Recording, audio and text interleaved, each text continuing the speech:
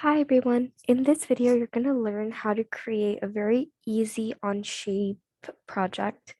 So this is how the project is going to look like, and I'll link all the dimensions in the description. Okay, so let's begin. First, what we're going to do is we're going to go to a part studio. I have one already created in this document, so I want a new one. So I'm going to go to my Elements tab, and I'm going to create a new part studio. Then what I'm going to do is I'm going to rename it to Project 1. You can rename this to whatever you would like.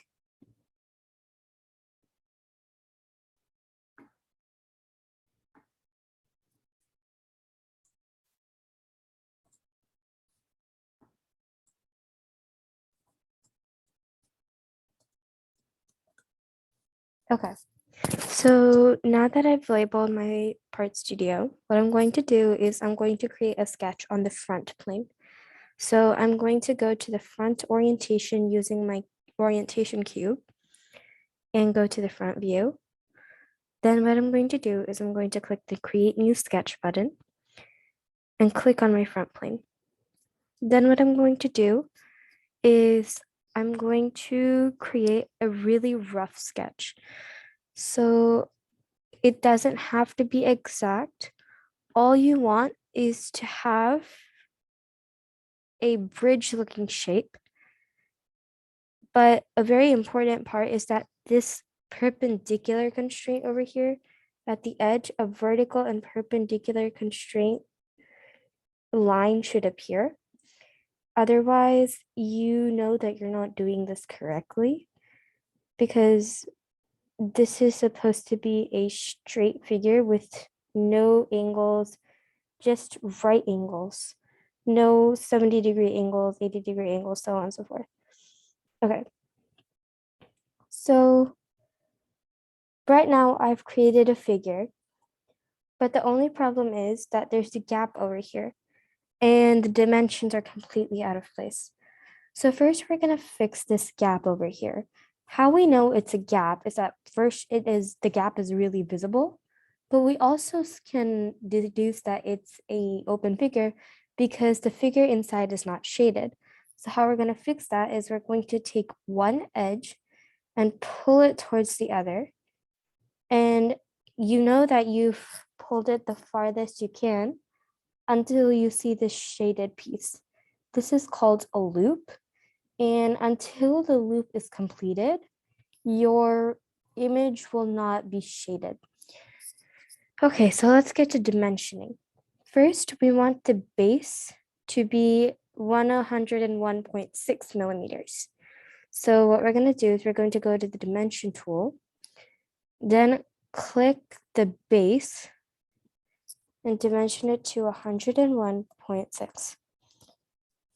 Okay, then what we're going to do is we're going to go to the constraints tool right next to the dimension tool and select the equal constraint. We're going to make this line and this line equal.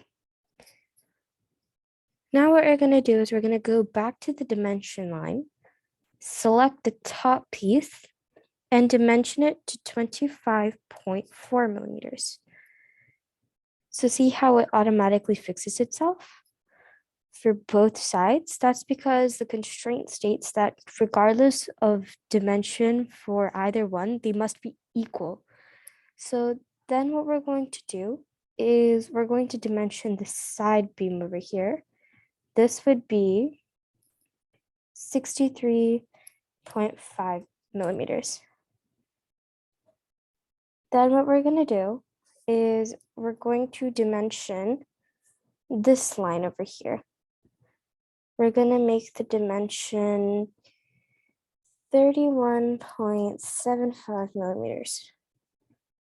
Okay, so that's all for this front sketch. We're going to click the green check button and we have officially finished our sketch.